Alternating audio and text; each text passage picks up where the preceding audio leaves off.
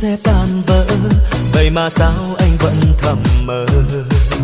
Tại sao em yêu anh không thật lòng, để tình ta giờ hóa hư không? Giờ đến lúc anh phải nói, vì yêu em anh qua mọi mệt. Thời gian quá cô nén trong lòng mình, một niềm đau em nào hay biết.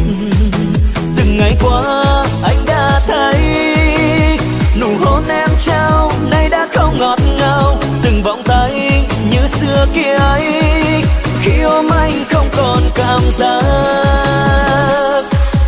Vì trong tim của em đã có một bóng hình thay thế anh bao tháng ngày.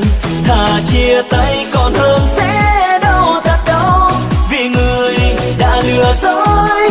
Thà cho em ra đi chính anh rất đau lòng, nhưng cô níu kéo làm gì? Đừng bận tâm về anh, cứ đi mặc kệ anh. Xin hãy cho nhau một lối thoát.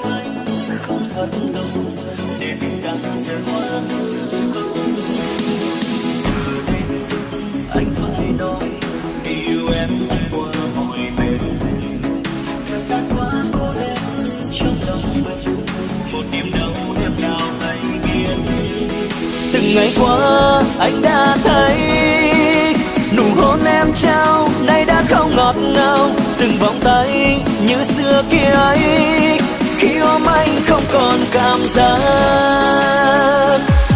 Vì trong tim của em đã có một bóng hình thay thế anh bao tháng ngày. Thà chia tay còn hơn sẽ đau thật đau, vì người đã lừa dối. Thà cho em ra đi chính anh rất đau lòng, nhưng cô níu kéo làm gì? Đừng bận tâm về anh, cứ đi mặc kệ anh. Xin hãy cho nhau một lối thoát. Vì trong tim của em đã có một bóng hình thay thế anh bao tháng ngày. Thà chia tay còn hơn sẽ đau thật đau, vì người đã lừa dối. Thà cho em ra đi chính anh rất đau lòng, nhưng cô níu kéo làm gì?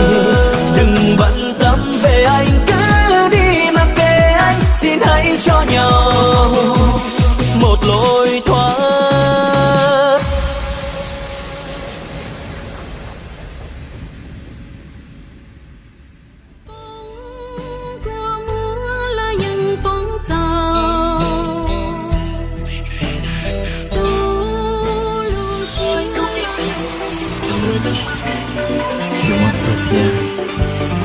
Cuma coi punya pasak lagi yang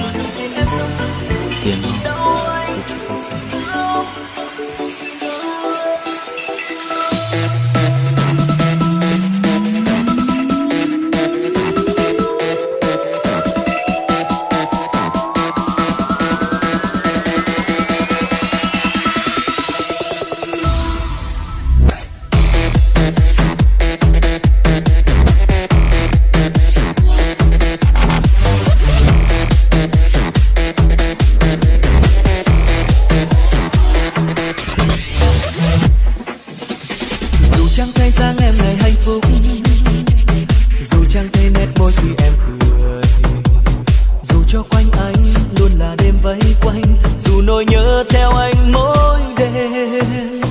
Người chẳng biết hay giả vờ không biết, thì anh là kẻ không chung tình. Do anh sai nên tình ta chia hai, mọi lầm lỗi anh xin mang.